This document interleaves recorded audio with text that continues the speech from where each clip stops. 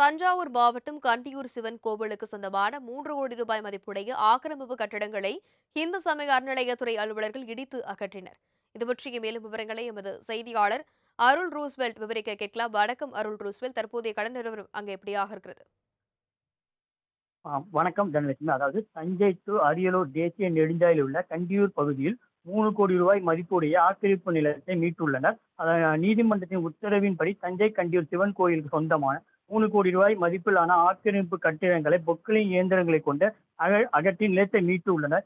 இதை இந்து அறநிலையத்துறை அதிரடியாக நடத்தியுள்ளனர். அதாவது தஞ்சை அடுத்துள்ள கண்டியூர் சிவன் கோயில் குடமுழுக்குக்காக புறமிக்கப்பட்டு வருகிறது.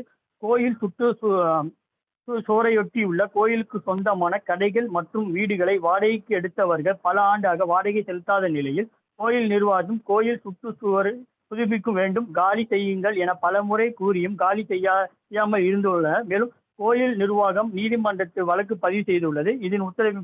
நீதிபதி உத்தரவின்படி இன்று போலீசார் பாதுகாப்புடன் 2 பொக்களின் இயந்திரங்களை கொண்டு கட்டிடங்களை அகற்றி வருகின்றனர். அதன் மதிப்பு 3 கோடி மதிப்புடைய கண்டியூர் சிவன் கோயில் சொந்தமான நிலங்கள் தற்போது மீட்கப்பட்டுள்ளது. அதனால் இப்பகுதியில் சில பதட்டமான சூழல் ஏற்பட்டுள்ளது.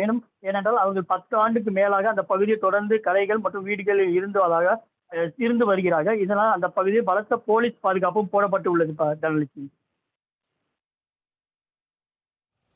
விவரங்களுக்கு நன்றி அருள் ரூஸ்வெல்ட்.